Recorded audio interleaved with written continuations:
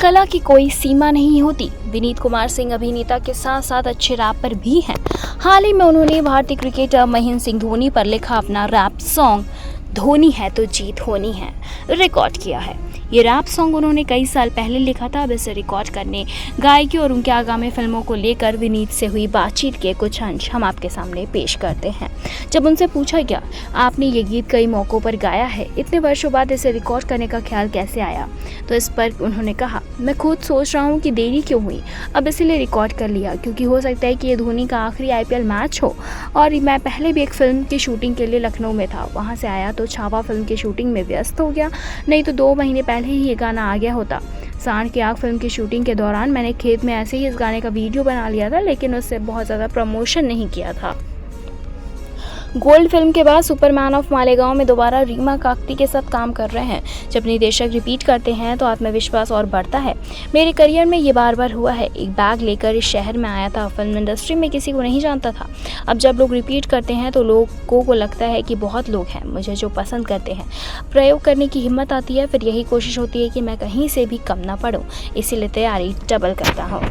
आप प्रमोशन से दूर क्यों रहते हैं? उनसे जब ये पूछा गया तो उन्होंने कहा, अब अपना PR कर रहा हूँ। करियर के शुरुआती 12 सालों में PR नहीं किया था, लेकिन अब समझ आता है कि अगर PR ना करो तो कई बार अच्छा काम लोगों को तक पहुँचने से चूक जाता है।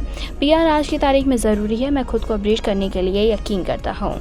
महेंद्र सिंह धोनी की किन बातों से आप प्रभावित हैं? जब उनसे पूछा गया तो उन्होंने कहा, महेंद्र सिंह धोनी एक स्टडी हैं, उनका सफ़र प्रेरणादायक है। मैं अभी छोटे शहर से हूँ तो समझ सकता हूँ।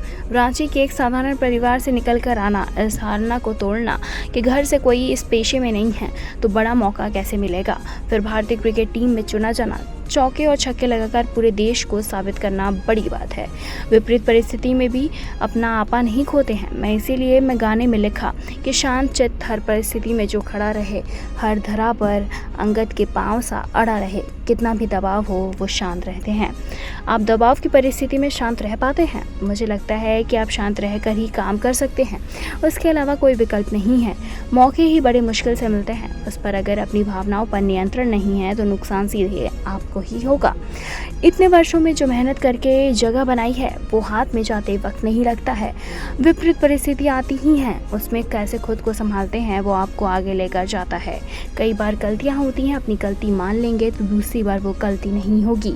मैं आज भी मानसिक तौर पर इसका अभ्यास करता हूँ कि जो हो गया होने दो, शूट है तो मुझे अपना बेस्ट देना है।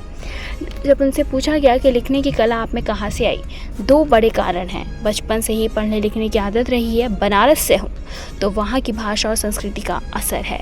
दूसरा, मैंने आयुर्वेद की पढ़ाई की है, उसमें संस्कृत और हिंदी के कई शब्द हैं। ये 2 साल की कोशिश से नहीं हुआ है। भाषा पर पकड़ हो तो कलाकार के लिए किसी भी लाइन की इम्प्रोवाइज करना आसान हो जाता है। बड़ी तैयारियां वैसे भी कैमरे के सामने नहीं होती हैं। अगर बात करें अगर हम मैच की तो IPL 2024 का 66वां मैच बारिश की भेंट चढ़ गया। शाम से शुरू हुई बारिश देर रात तक होती रही, जिसके चलते एक भी गेंद नहीं फेंकी जा सकी।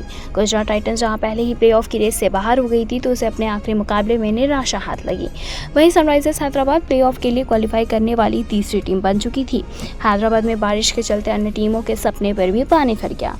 जहाँ हैदराबाद प्लेऑफ के लिए क्वालिफाई हो गई तो वहीं दिल्ली कैपिटल्स और लखनऊ सुपर जायंट्स के सफ़र करीब समाप्ति हो गया, जबकि 18 मई को बैंगलोर और चेन्नई का मैच महत्वपूर्ण हो गया था।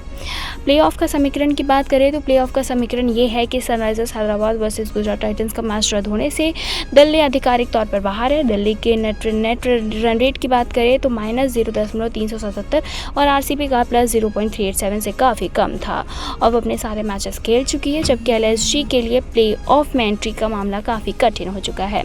लखनऊ का फिलहाल नेट रन रेट की बात हम करें तो -0.787 है और लखनऊ को प्लेऑफ में पहुंचने के लिए अपने बचे हुए मैच में कम से कम 400 रन से जीतना होगा, जो कि असंभव है। साथ ही प्लेऑफ की चौथी टीम का फैसला 18 मई को बैंगलोर और चेन्नई के मैच में होगा, यानी कि एक तरफ हमारे थला धोनी, दूसरी तरफ विराट कोहली।